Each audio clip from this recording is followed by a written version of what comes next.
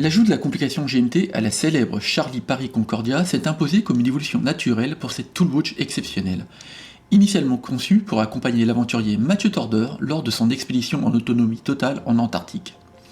Quoi de plus logique que de faire évoluer cette toolwatch pour répondre aux besoins des voyageurs internationaux. Offrant désormais une lecture sur 2 fuseaux horaires, cette Concordia GMT entre dans la catégorie que je nomme hybride, en étant d'abord une montre de plongée.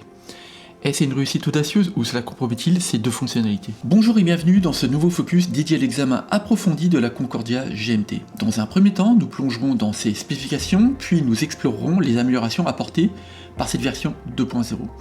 Enfin, nous conclurons avec une analyse critique pour répondre à la question suivante: cette Concordia est-elle une toolwatch hybride réussie? Comme toujours, avant de plonger dans le vif du sujet, n'oubliez pas de vous abonner pour être notifié des prochaines vidéos. La Concordia édition GMT est disponible au tarif de 1375€ avec un bracelet en tissu, et au tarif de 1425€ avec un bracelet en acier. Le bracelet en acier, 3 maillons, peut également être acheté séparément au tarif de 95€, avec des dimensions relativement contenues, comprenant un diamètre de boîtier de 40 mm, une distance corne à corne de 47,5 mm, une épaisseur de 12,5 mm et un entre-corne de 20 mm. La montre offre une adaptabilité remarquable. Les différents bracelets fournis peuvent être aisément remplacés grâce aux pompes rapides. Fraîchement sortie de sa boîte et sans retirer le bracelet en tissu, elle ne pèse que 84 grammes, offrant un confort exceptionnel au poignet. Avec une résistance à l'eau de 30 atm soit 300 mètres, la Concordia est adaptée à la plongée bouteille et à des activités nautiques exigeantes. Elle est équipée d'un mouvement automatique Soprod C125 avec complication GMT, offrant une réserve de marche d'environ 42 heures. Enfin, elle est dotée d'un verre saphir bombé de 3 mm traité anti-reflet. Le cadran de la Concordia édition GMT ne peut renier son héritage. On y retrouve les index ronds cerclés de métal à l'exception des positions 3 et 9 heures, où ils adoptent le format bâton, ainsi que le guichet de date positionné à 6 heures. Sur le pourtour, une échelle des minutes imprimée en gris métal complète l'ensemble. Le réo, incliné à 45 degrés de la Concordia, a été intelligemment exploité pour accueillir un deuxième fuseau horaire sur 24 heures. La partie jour, de 6 à 18 heures, est marquée en blanc, avec des inscriptions bleues, tandis que la partie nuit, de 18 à 6 heures, adopte une teinte inversée.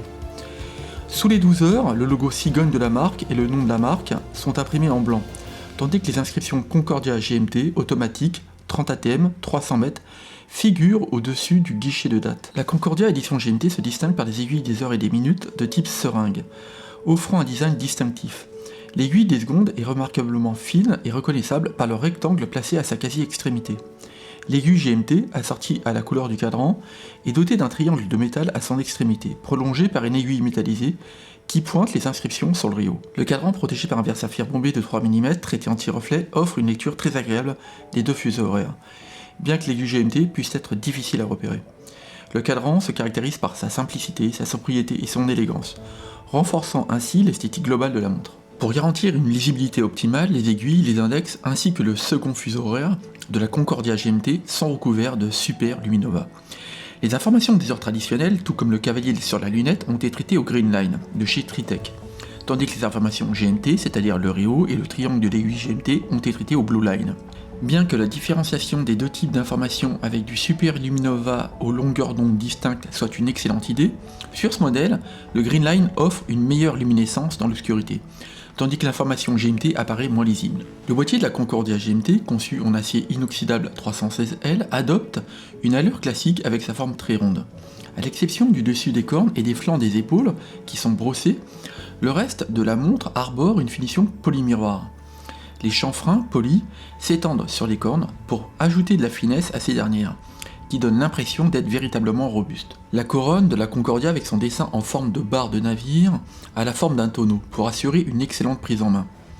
Elle est également pourvue d'un insert de couleur assorti à celle de la lunette et du cadran. La lunette unidirectionnelle 120 clics de cette montre hybride est remarquablement fine, arborant une alternance sobre de chiffres arabes et de traits pleins. La lunette est agrémentée d'un cavalier arborant une bille de Super Luminova soigneusement positionnée aux 12 heures. Il chevauche la partie intérieure de la lunette qui a été finement ciselée pour permettre l'insertion de la pointe du triangle.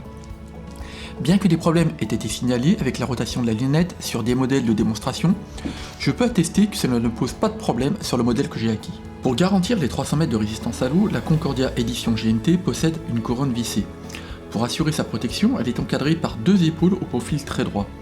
Avec ses 6,8 mm de diamètre, elle est très facile à manipuler.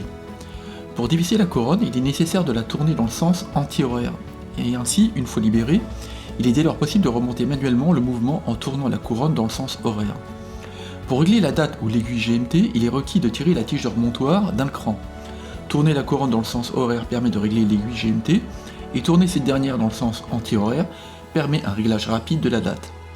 Enfin, tirer la tige de remontoir à sa position extrême déclenche un stop seconde et permet de régler les heures et minutes. Toutes les positions du remontoir sont faciles à trouver, et revisser la couronne ne relève d'aucun défi physique.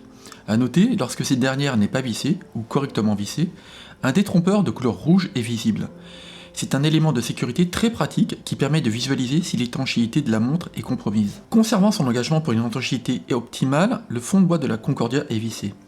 Il arbore les informations essentielles rappelant sa résistance 300 mètres, l'utilisation de verre saphir, le mouvement automatique, le Made in France, le modèle et le numéro de la montre.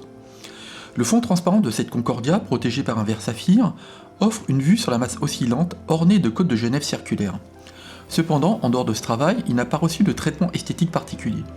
Cette absence de décoration peut être quelque peu frustrante, surtout compte tenu de l'utilisation d'un verre saphir. Bien que ce mouvement Soprod C125 soit équipé d'un Incablock, qu'il oscille à 28 800 alternances par heure et offre une réserve de marche d'environ 42 heures, c'est pour sa faible épaisseur que le calibre Soprod C125 a été retenu. En effet, malgré l'ajout de l'aiguille GMT, le boîtier ne dépasse pas les 12,5 mm, contribuant ainsi à maintenir sa finesse. J'ai évalué les performances du calibre Soprod C125 de la montre Concordia édition GMT. Un mouvement automatique à remontage bidirectionnel équipé de 25 rubis avec une précision spécifiée de -7 à +7 secondes par jour. Malheureusement, les résultats du time grapher sont en deçà des attentes, révélant des erreurs de battement de 0,1 à 0,2 ms en position horizontale et 0,4 ms d'erreur de battement dans d'autres positions. Les mesures de précision ont révélé une dérive de +12 secondes par jour en position horizontale vers le haut, +18 secondes sur la tranche et +19 secondes en position horizontale vers le bas. Le constat est décevant. Cette déception est d'autant plus marquée compte tenu du prix de la montre et de ses prétentions. A noter, la montre n'a subi aucun traitement de choc. Ses performances ne peuvent être attribuées à des dommages physiques. Portée au poignet, l'édition GMT de la Concordia offre une élégance véritable. Ses dimensions s'ajustent parfaitement à mon poignet de 17 cm. Le bracelet en tissu se révèle confortable et d'une qualité indéniable, notamment avec son fermoir à boucle ardillon gravé du nom de la marque. Bien que le bracelet ait présenté une certaine rigidité au début, il a rapidement gagné en souplesse. Initialement, j'ai opté pour la version en tissu bleu, car visuellement je trouve qu'il confère un charme particulier à ce modèle. Cependant, je compte très certainement acquérir également le bracelet en acier et un bracelet en cuir proposé par la marque. Grâce aux pompes rapides, il est possible de changer aisément le look de sa GMT selon ses envies. Le côté classique de cette Toolwatch, associé à son cadre en bleu sobre, permet de la sortir avec tout type de vêtements, du sport chic au plus élégant. Cette polyvalence en fait une montre adaptée à toutes les occasions. En synthèse, cette version 2.0 de la Concordia apporte les évolutions suivantes. Bien évidemment, la complication GMT avec un nouveau mouvement Soprod C125, le Rio à 45 degrés et l'aiguille GMT, une nouvelle couronne qui améliore l'appréhension en passant du format cône au format tonneau, l'insert rouge d'indication d'étanchéité compromise, les épaules venant protéger la couronne, et enfin le cavalier sur les lunettes aux 12 heures avec sa bille de Super Luminova Greenline. La Concordia offre actuellement 4 superbes déclinaisons de couleurs. 2 versions dites Antarctique avec un fond noir ou bleu, un Rio blanc et une touche de couleur distinctive de leurs cadrans respectifs, la Dune, caractérisée par un cadran marron fumé et un Rio jaune et marron, la Latitude 0 qui présente un fond vert structuré écorce de bois avec un Rio jaune et vert. Chaque modèle est disponible avec 2 options de bracelet, acier ou tissu, offrant ainsi une personnalisation supplémentaire à votre style. Et pour couronner le tout, toutes ces montres sont livrées avec un écrin de voyage de qualité. Passons maintenant à la question cruciale. Cette hybride, dont les origines sont ancrées dans le monde de la plongée, conserve-t-elle son efficacité en tant que montre de plongée? Et la fonction GMT est-elle tout simplement lisible?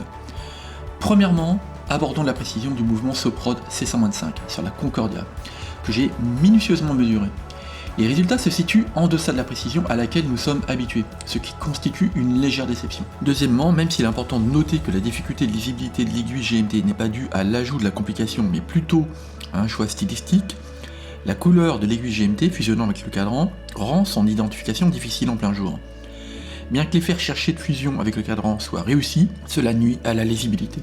Troisièmement et en dernier lieu, la luminosité de l'indicateur d'heure GMT est en retrait par rapport à celle des heures standards. De plus, j'aurais inversé les couleurs pour attribuer à l'indication plongée une luminosité avec la longueur d'onde la plus courte, à savoir le bleu. Fabriquer un modèle hybride est un exercice périlleux, et j'ai souvent été déçu par ce type de montre qui n'excelle plus dans aucun domaine. Cependant, la Concordia semble briser cette malédiction. Malgré quelques défauts, elle conserve ses qualités d'aventurière. En effet, elle demeure une montre de plongée conforme aux exigences de la norme ISO. Et les indications GMT, bien que perfectibles, restent parmi les plus lisibles à ce jour. Le focus sur cette édition GMT de la Concordia arrive à son terme. J'espère que ça a permis de découvrir ce modèle avec intérêt. N'hésitez pas à partager vos commentaires pour me faire part de vos impressions sur cette Tool Watch hybride. Parmi les 4 déclinaisons, laquelle remporte votre préférence? Si vous trouvez cette vidéo utile, merci de la liker et n'oubliez pas de vous abonner. A très vite pour la prochaine vidéo, je vous souhaite comme toujours le meilleur et surtout prenez soin de vous. Allez bye.